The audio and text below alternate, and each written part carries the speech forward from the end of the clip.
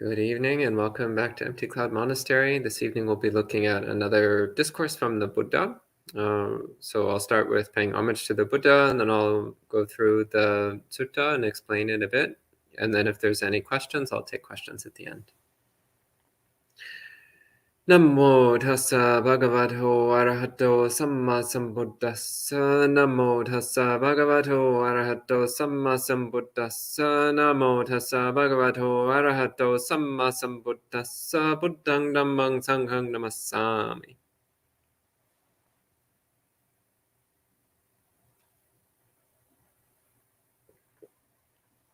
So this evening we'll be looking at the Pañcasikha Sutta, which is from the Samyutta Nikaya, chapter 35, Sutta number 119. So this is a short discourse where somebody asks the Buddha a question, and the Buddha gives an answer. Actually, this is the format of many discourses. Many of the discourses that we have recorded began with somebody going to the Buddha and asking a question. And then the Buddha's reply then, of course, was always something connected to Dhamma, because that was the only thing the Buddha would speak about. So then it became recorded as a discourse, which is then passed down to us. So this discourse begins.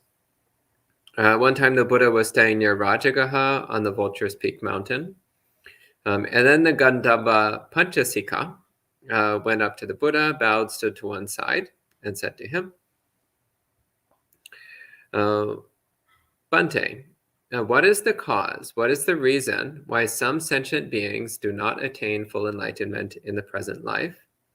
What is the cause and what is the reason why some sentient beings do attain full enlightenment in the present life? So this is the opening question here. So why is it that some people attain full awakening, full enlightenment, and others do not? One of the interesting things that we have recorded elsewhere in the suttas is that there were several different contemplative traditions at the time of the Buddha who all had a concept of enlightenment, a concept that awakening was possible. But they all had different ideas about how. And actually, one of the other schools of thought at the time actually held the view that everyone eventually attains full awakening, but not because of anything that they do. It's just a matter of time. If you just wait long enough, then eventually it just happens all by itself. But the Buddha, on the other hand, was actually very clear. He was very clear that, no, there are things that we need to do. There's choices that we need to make. There's training that needs to be done. If we want to attain awakening, then we need to create the proper causes and conditions. So this is what this person is asking. What are the causes and conditions that lead to full awakening? The hetu and the paccaya. Hetu is the cause, and paccaya is the condition. In this translation, paccaya is translated as reason, which in some contexts is correct. Dependency would actually be a more literal translation. Basis would be another translation. The word paccaya literally means going back to or returning.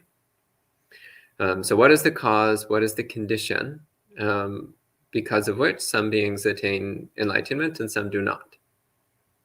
And so the Buddha replies, he says, first off, he says there are sights knowable by the eye, sounds knowable by the ear, fragrances knowable by the nose, flavors knowable by the tongue, tactile sensations knowable by the body, and mental objects knowable by the mind. So these six senses, eye, ear, nose, tongue, body, and mind, which know sight, sound, smell, taste, touch, and thought. The six senses. And so the Buddha says there are these six senses that are likable, desirable, agreeable, pleasant, sensual, and arousing, exciting. And he says, if a monk approves, welcomes, and clings to them, Their consciousness relies on that and grasps it. And he says, a monk with grasping does not attain awakening. A monk with grasping does not attain enlightenment. And he says, this is the cause, this is the condition, because of which some beings do not reach full enlightenment in this life.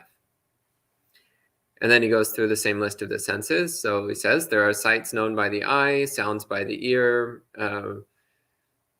fragrances by the nose,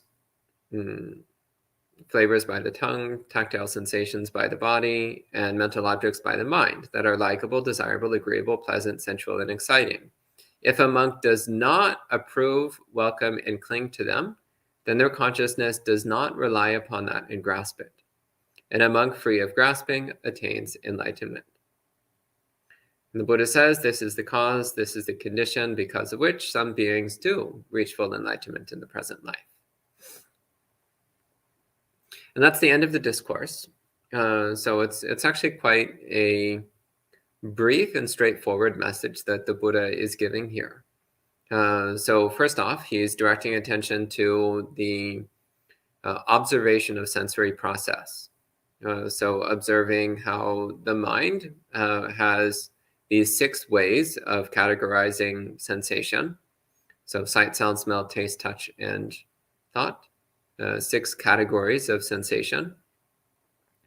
And noticing the relationship that we have towards, in particular here, pleasant sensations. So in this discourse, the Buddha is fixating particularly on things that are likable, desirable, agreeable, pleasant, sensual, and exciting. So the pleasant side of our sensory world. So normally we talk about 3 categories of sensation: pleasant, unpleasant, and neutral. So in this discourse, the Buddha is focusing particularly on our relationship with pleasant sensation. And what he's particularly talking about is the tendency to seek delight in pleasant sensations. So what's translated here as approve of in Pali is abhinandati, which comes from the word nanda. And nanda means to delight in something, to approve of something, to appreciate something, to seek happiness in something. So if somebody is constantly seeking happiness in pleasant sensations, then the mind will become fixated upon, obsessed with those sensations. And the problem, of course, is that pleasant sensations are temporary, conditional phenomena. They're not a reliable basis of happiness, and they're not a source of wisdom. They're not a source of serenity. And when we get obsessed with specific sensations, then our mind is unstable because those sensations are unstable. They're not a suitable basis for our mind because they come and they go. So if our happiness is dependent upon specific conditions, then the mind is going to be subject to unhappiness. If our stability is dependent upon specific conditions, then our mind is unstable. And the second term he uses is abhivadati, which means to welcome something. So when a sensation arises, well, the proper response actually is to know that it's arising, but also know that its nature is to cease. So we watch things come and go in the mind without reacting to them. But instead here, the Buddha is saying that if instead we welcome pleasant sensations when they arrive, then this means the mind is going to be subject to clinging to those sensations. So welcoming here is where, again, one gets excited. So a pleasant sensation arises, something exciting and interesting, and you're like, yes, this is great. And the mind reaches out to latch on to that sensation. The mind tries to hold on to that sensation, which is the next one he mentioned. So ajosaya. Ajosa means to adhere to something, to stick to something. So a pleasant sensation arises and the mind sticks to it. The mind adheres to it, latches onto it. So then we become dependent upon specific sensations and dependent upon specific phenomena within the phenomenal world, dependent upon specific sankharas, specific things. So then, because we're fixated on the specific things of the world, then the mind does not incline towards seeing that which is not made up of things. Because the mind is fixated on conditional phenomena, then the mind does not seek that which is unconditional. Because the mind is fixated on constructed phenomena, the mind does not seek the unconstructed. Because the mind is fixated on that which is impermanent, subject to arising and ceasing, then the mind does not incline towards that which is not impermanent, that which is not subject to arising and ceasing. So when the mind is constantly seeking happiness in the things of the world, constantly delighting in and obsessing about and adhering to the things of the world, then the mind will not incline towards letting go. The mind will not incline towards relinquishment.